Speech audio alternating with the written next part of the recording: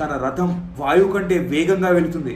గుర్రాలకు కొంచెం రెస్ట్ కావాలి. ఇలాంటి గుర్రాలతో మనం యుద్ధాన్ని చేయలేం. కౌరవులు ఎంత ట్రై చేసినా అర్జునుడిని ఒక్క బాణం కూడా కొట్టలేకపోతారు. కానీ ఇప్పుడు అదే అర్జునుడు రథాన్ని దిగి ఒక్క దగ్గర క్లియర్ గా నిల్చొని ఉన్నాడు. అర్జున, దుర్యోధనుడిని చంపే. మీరు మహాభారతాన్ని కనుక మొత్తం తెలుసుకోవాలనుకుంటే please visit my Instagram. YouTube లో ఓన్లీ కురుక్షేత్రం మాత్రమే వస్తుంది, కానీ ఇన్స్టాగ్రామ్ లో ఆల్రెడీ 120 పార్ట్స్ కి పైన మొత్తం మహాభారతం ఉంది. Follow me Instagram, subscribe to the channel. Let's get into the video. Jayadrath ని చంపడానికి అర్జునుడు ప్రతిజ్ఞ తీసుకున్నాడని జయద్రథ్ కి తెలుస్తుంది. అర్జునుడిని ఊహించుకుంటేనే తన వెన్నులో వణుకు పుడుతుంది. ఆ భయంతో తను దుర్యోధనుడి దగ్గరికి వెళ్తాడు. మన దగ్గరున్న ఆర్మీ నన్ను ఎంతవరకు ప్రొటెక్ట్ చేయగలుగుతుంది? మనం అసలు అర్జునుడిని కొట్టగలుగుతామా? నాకు తెలిసి నేను ఈ యుద్ధాన్ని వదిలేసి ఇప్పుడే వెళ్ళిపోతే అర్జునుడు నన్ను బ్రతకనిస్తాడేమో. సింధురాజా, అసలు మీరు ఏం మాట్లాడుతున్నారు? నా దగ్గరున్న యోధులలో మీరు వన్ ఆఫ్ ద ఫైనెస్ట్ యోధులు. అలాంటిది మీరే ఇలా మాట్లాడితే ఎలా? అర్జునుడు మీ దగ్గరకు కూడా రాలేడు అని దుర్యోధనుడు తనకు చెప్తాడు. కానీ దుర్యోధనుడు చెప్పిన మాటలకు జయద్రథ్కి ఇంకా మనశ్శాంతి లేదు. తను భయపడుతూనే ఉన్నాడు. తను అప్పుడే ద్రోణాచార్యుడి దగ్గరికి వెళ్తాడు. ద్రోణాచార్య, మీరు అర్జునుడికి నాకు ఇద్దరికి కలిపి శిక్షణ ఇచ్చారు, కానీ అర్జునుడు మీ ఫేవరెట్ స్టూడెంట్ ఎలా అయ్యాడు? నాకు ఎంతైతే విద్య తెలుసో అర్జునుడికి కూడా అంతే తెలుసు. జయద్రథ్, నువ్వు అర్జునుడు కలిసే నా దగ్గర శిక్షణ తీసుకున్నారు. నా దగ్గర శిక్షణ అయిపోయిన దాని తర్వాత నీ శిక్షణను నువ్వు అక్కడే ఆపేశావు. కానీ అర్జునుడు అలా కాదు. తను ఎంత నేర్చుకున్నా తనకు తక్కువే. తన ఇంద్రలోకానికి వెళ్లి దివ్యాస్త్రాలను నేర్చుకున్నాడు. శివుడితో పోట్లాడి తను పశుపతాస్త్రాన్ని గెలుచుకున్నాడు. అందుకే అర్జునుడు ఎప్పటికీ నా బెస్ట్ స్టూడెంట్. ఇదంతా అయినా సరే, రేపు నువ్వు సూర్యాస్తమం అయ్యేంత వరకు బ్రతుకుండాలి. అది నేను చూసుకుంటాను. రేపు మనం పెట్టే వ్యూహాన్ని అర్జునుడు ఏం చేసినా కొట్టి నీ దగ్గర వరకు రాలేడు. ద్రోణాచార్యుడి దగ్గర నుంచి ఆ మాటలు విన్న జయద్రథ్ కి కొంచెం రిలీఫ్ వస్తుంది.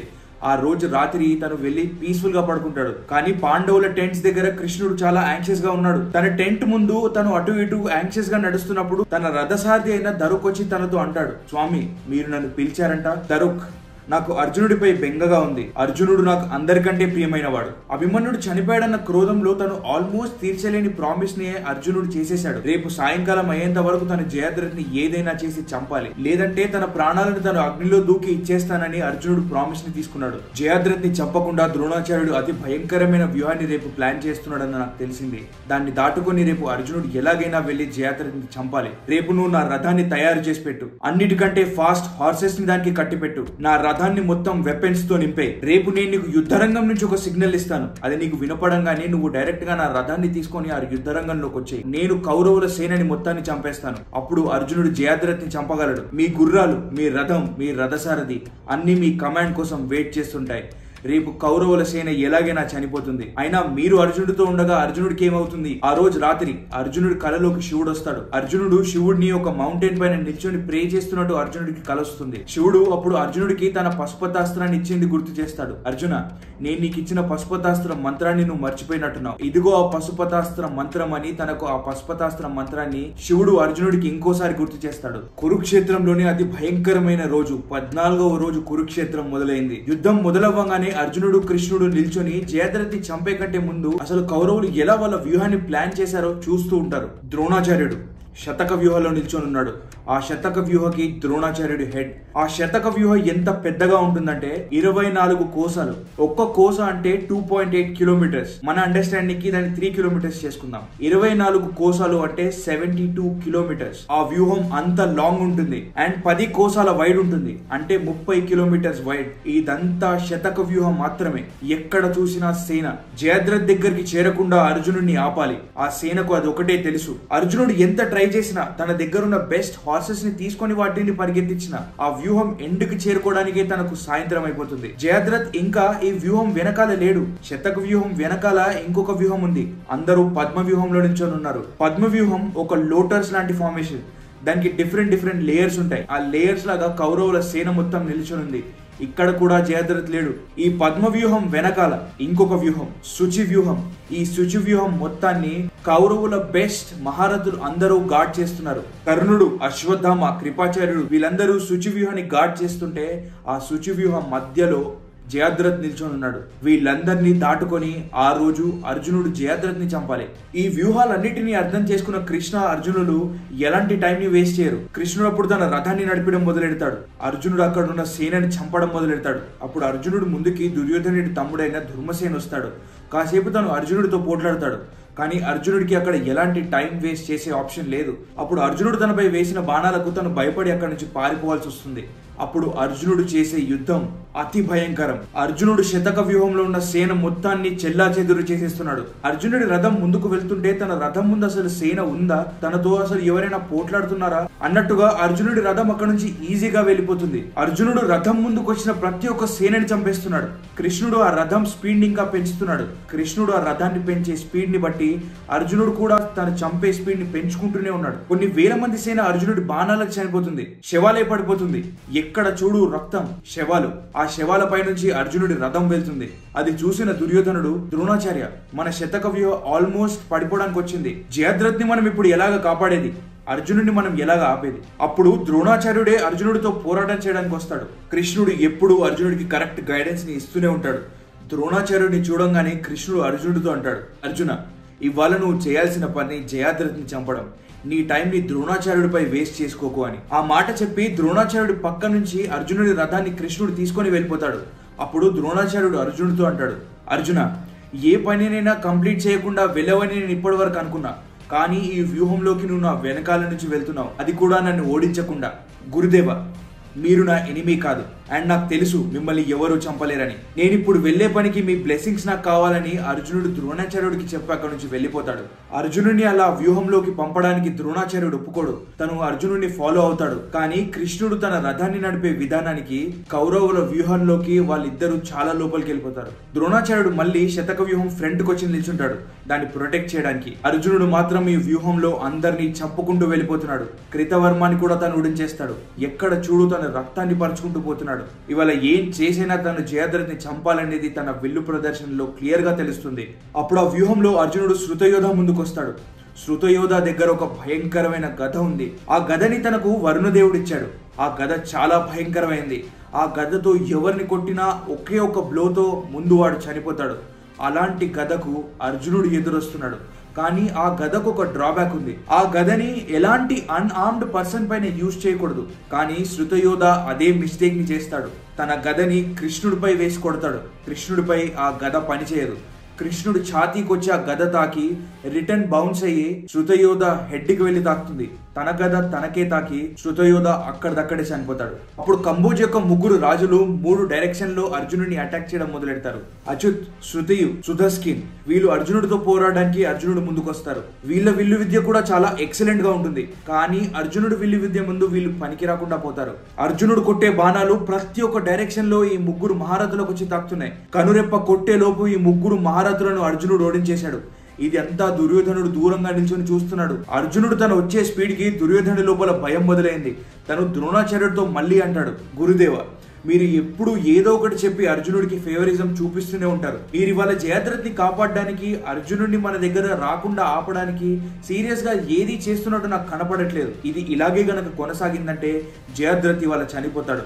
ఏదో ఒకటి చేయండి, అర్జునుడిని ఆపండి. దుర్యోధనుడు అన్న మాటలకు ద్రోణాచార్యుడు ఇక్కడ ఇరిటేట్ అయిపోతాడు. దుర్యోధన, నీకు కనపడుతుందా నేను ముసలివాడినని? అయినా అర్జునుడి ఎనర్జీతో నన్ను కంపేర్ చేయకు. అయినా ఇప్పుడు అర్జునుడు మన వ్యూహంలో ఉన్నాడు. తను యుధిష్ఠిర్కి దూరంగా ఉన్నాడు. ఇదే ఆపర్చునిటీని మనం సీజ్ చేసుకోవాలి. అర్జునుడిని నువ్వాపు, నేను వెళ్లి యుధిష్ఠిర్ని తీసుకొని వస్తాను. నేను నీకు ఒక కవచాన్ని ఇస్తాను. అది గనక నువ్వు వేసుకున్నావంటే అర్జునుడు వేసిన ప్రతి ఒక్క దివ్యాస్త్రం నీ పైన పనిచేయదని ద్రోణాచార్యుడు దుర్యోధనుడికి ఒక మెరుస్తున్న కవచాన్ని ఇస్తాడు. ద్రోణాచార్యుడు పాండవుల సేనపై పడతాడు. ద్రోణాచార్యుడికి ధృష్టద్యుమ్నుడికి భయంకరమైన యుద్ధం జరుగుతుంది. ద్రోణాచార్యుడు ధృష్టద్యుమ్నుడిని ఆల్మోస్ట్ చంపేస్తాడు. తనపై ఒక భయంకరమైన అస్త్రాన్ని తను వేసినప్పుడు సత్యకి వచ్చి ధృష్టద్యుమ్నుడి లైఫ్ ని ఇక్కడ కాపాడతాడు. మధ్యాహ్నం అయిపోయింది, యుద్ధం సాగుతూనే ఉంది. సాయంత్రం కావస్తుంది, సూర్యుడు అస్తమించడం మొదలెట్టాడు. అర్జునుడు మాత్రం రథులను, మహారథులను భయంకరంగా చంపుకుంటూ వెళ్ళిపోతున్నాడు. తన రథం వాయువు కంటే వేగంగా వెళుతుంది. కౌరవుల సేనలో తన ఒక కత్తిలాగా దూసుకుంటూ వెళ్ళిపోతూనే ఉన్నాడు. అర్జునుడిని ఆపే వాళ్ళు ఎవరూ లేరు. తన రథాన్ని నడుపుతున్న కృష్ణుడికి అప్పుడు అర్థమవుతుంది ఆ గుర్రాలు కొంచెం టైర్డ్ అయ్యాయని. అప్పుడు కృష్ణుడు అర్జునుడిని చూసుకుంటూ, అర్జున, గుర్రాలకు కొంచెం రెస్ట్ కావాలి. ఇలాంటి గుర్రాలతో మనం యుద్ధాన్ని చేయలేం. అప్పుడు అర్జునుడు, కృష్ణుడు ఆ రథం మీద నుంచి కిందికి వస్తారు. అది చూసిన కౌరవుల సేన మొత్తం ఎక్సైట్మెంట్ లో ఉంది. అర్జునుడు ఇప్పుడు తన రథం మీద లేడు.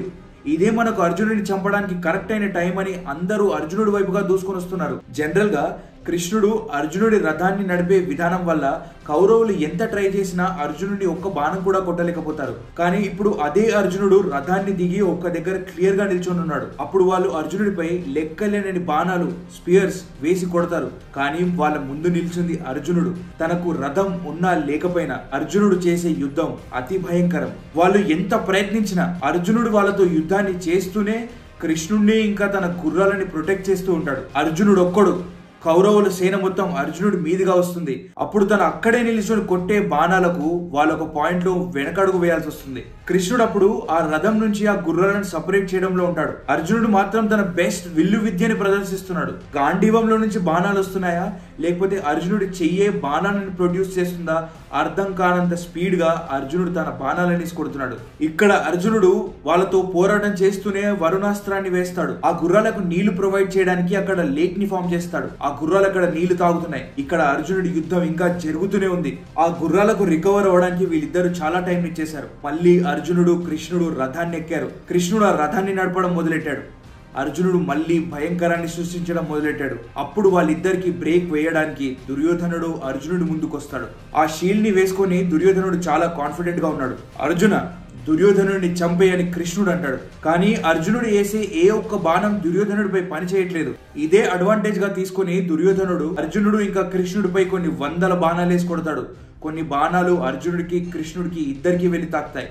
అప్పుడు కృష్ణుడు అర్జునుడితో అంటాడు, ఏంటి అర్జున, ఇందాక చేసిన యుద్ధం వల్ల నీ ఎనర్జీ తగ్గిందా లేకపోతే గాంధీవానికి ఉన్న ఎనర్జీ తగ్గిందా?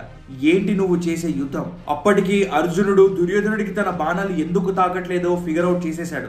అది తను వేసుకున్న కవచం వల్ల. నేను ఏ అస్త్రాన్ని వేసినా ఆ కవచం దాన్ని ఆపేస్తుందని అర్జునుడు కృష్ణుడికి చెప్తాడు. ఇప్పుడు చూడండి నేను ఆ షీల్డ్ ని ఎలాగ విరగొడతాను. కానీ తను చెప్పినంత ఈజీగా అది తను చేయలేకపోతాడు. ఎందుకంటే అర్జునుడు ఆ షీల్డ్ పై బాణాన్ని ఎక్కుపెట్టిన ప్రతిసారి అశ్వత్థామ ఆ బాణాలను ఆపేస్తున్నాడు. అప్పుడు అర్జునుడికి అర్థమవుతుంది తను ఎంత ప్రయత్నించినా తన ఆ షీల్డ్ ని కొట్టలేడని. ఇప్పుడు తను దుర్యోధనుడి చేతులను చూస్తాడు. దుర్యోధనుడు ఆ షీల్డ్ ని వేసుకున్న గర్వంలో తన చేతులను కవర్ చేసుకోవడం మర్చిపోతాడు. అప్పుడు అర్జునుడు దుర్యోధనుడి చేతులకు బాణాలను వేసి కొడతాడు.